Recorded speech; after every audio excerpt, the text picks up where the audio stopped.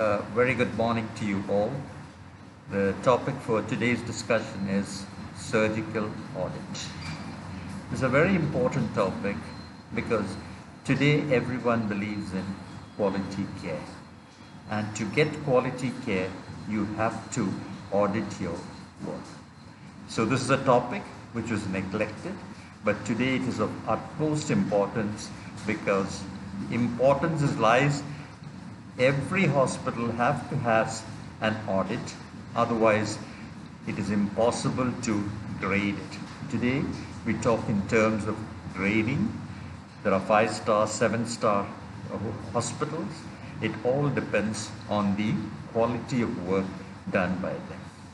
By meaning quality, it means infrastructural, then the doctors, the lab facilities, other facilities, and the subspecialties which are involved in care. A large amount is usually spent on the budget on health because health is usually wealth.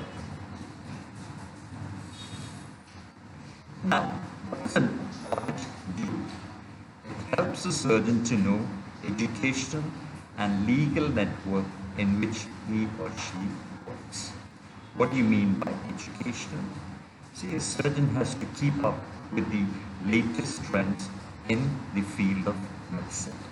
So he has to attend CMEs, he has to attend webinars, and to increase his knowledge and to keep update with the recent trends in surgery or medicine.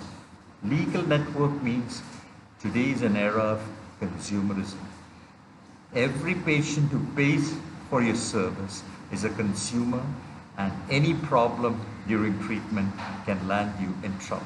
So a surgeon should be well versed with all the latest technologies, and he should also be aware of where he is likely to get into trouble.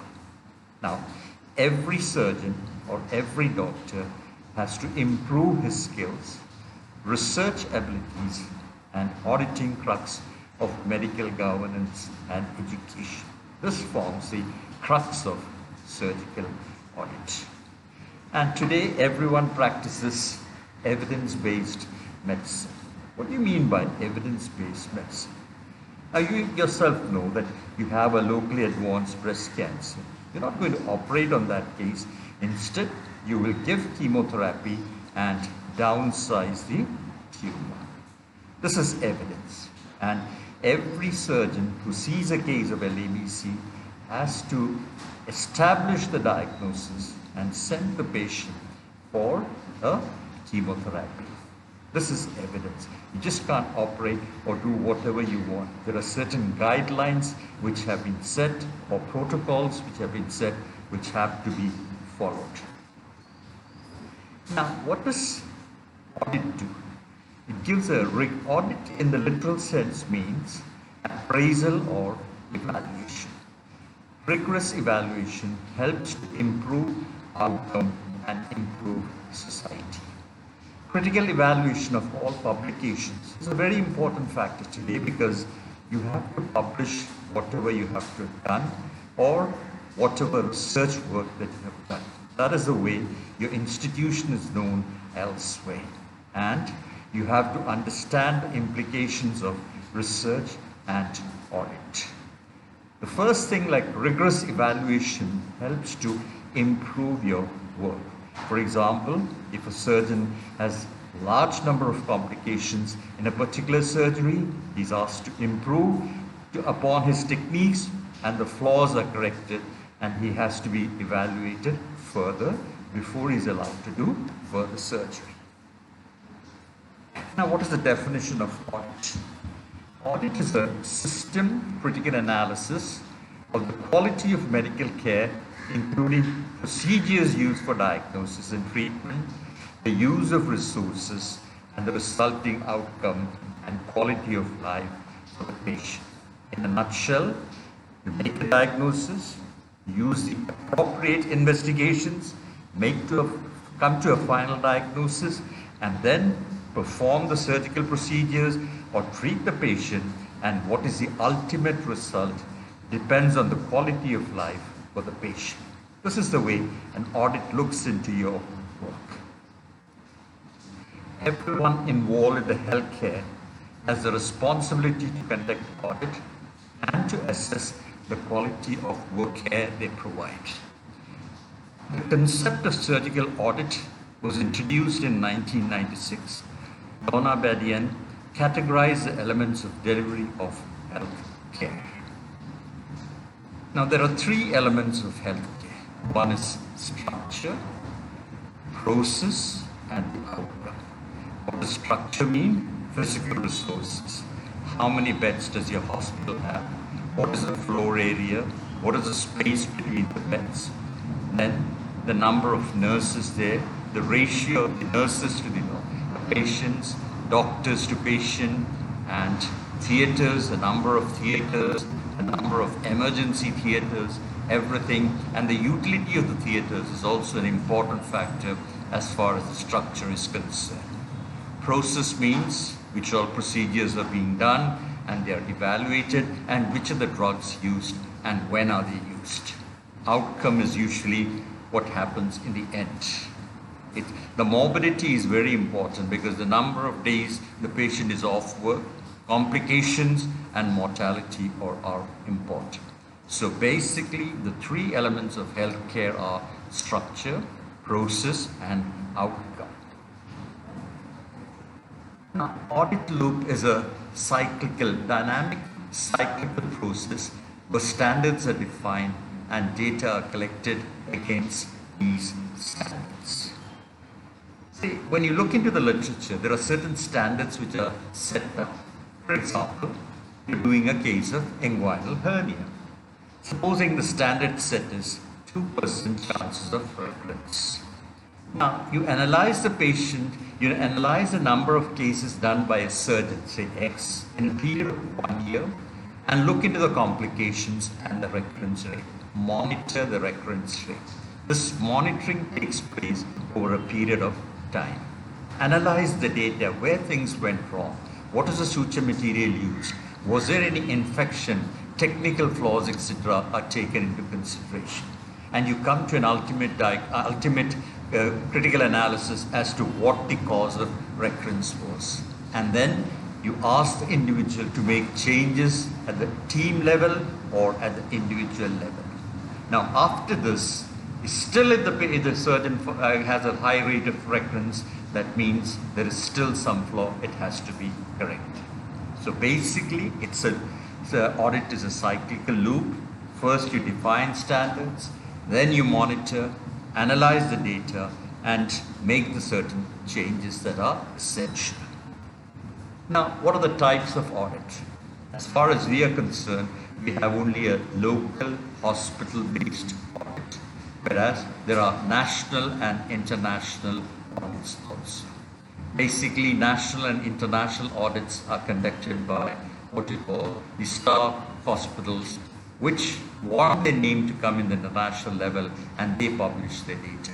As far as we are concerned, ours is basically a local, what you call type of audit, where we try to analyze our data, try to find out what the complication rate is, try to find out what is the reason for these complications, and the corrections are usually done. Now, United Kingdom is the first country to start an audit, and audit is compulsory in UK. In UK, if a surgeon is found to have a high recurrence rate or complication, he's asked to correct his techniques, and even after that, after correction, if this continues, he's asked to stop surgery. I don't think such a step would be taken in our country, but when did it start? Mainly in 1993, when there was a series of perioperative deaths in the United Kingdom. And they found out that what was the reason? Mainly it was out of hours operation. You're doing surgery out of hours. It's unsafe and unnecessary. So a critical analysis of the surgical data is done to find out what is the cause of these complications of morbidity and mortality, and it was found that out of hours operations were unsafe and unnecessary. Now, audit is designed to produce information to inform the delivery of best care. Now, what do you try to assess from a what do you call an audit? Has your work reached the predetermined standard? What are the measures taken to correct? Analyze the existing data, and no randomization is done.